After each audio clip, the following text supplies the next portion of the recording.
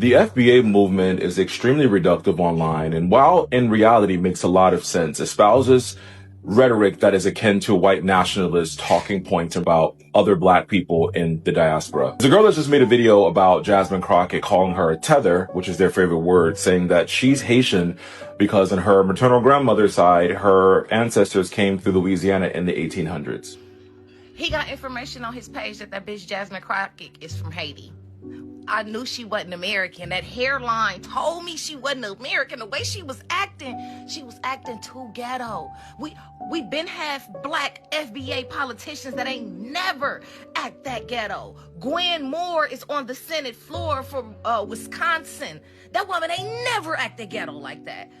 Jasmine Crockett is Haitian. Are you not ashamed of yourself?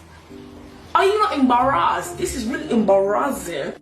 One of the worst things about these movements online is that the majority of the people who are pushing this rhetoric forward do not have a grasp on history, like proper historical context, timelines, facts, and reality, and they just speak in these absolutes that make no sense. In the 1800s, with the Haitian Revolution happening, tens of thousands, if not 100,000 people fled the island of Saint-Domingue, and that included freemen who were mulatto mixed race people, some black enslaved people, and a lot of French people, and then went to Louisiana, which was still part of the French new colony of the Americas. Those people were assimilated into that society, and that obviously eventually became part of the Louisiana Purchase, and all those people became Black American and American. But to insinuate that she is Haitian because her family came here centuries ago, which is so ridiculous to begin with. You don't understand how the transatlantic slave trade worked, do you?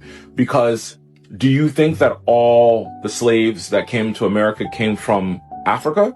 No. A lot of the slaves that came to America came via the Caribbean, meaning that the British brought slaves to Barbados, Jamaica, and those two were a stopping ground for them sending slaves to America. So if your family comes from North Carolina or Virginia, you most likely have an ancestor that came from Barbados or Jamaica. Estimates that upwards of 100,000 slaves at the time came from the Caribbean, with Barbados and Jamaica being the number one focal points for the springboard of slavery. I'd pose you this question. Are those black people who are Black American, who have been in the Americas since the 16, 17, 1800s in Virginia and North and South Carolina, are they not Black American because their ancestors came from Barbados and Kingston, Jamaica? You see how that works? When you're going to try to make claims to disparage someone and remove them from an ethnic group and a cultural group, and you don't know the history of how things work, your entire argument is invalidated. To come online and disparage Haitians by saying Jasmine Crockett is so ghetto and foundational Black Americans don't act ghetto. The trope of ghetto-ness comes from Black America. Whether it's a true depiction of Black Americans or one that has been rinsed through the lens of white supremacy, that has nothing to do with Haitians.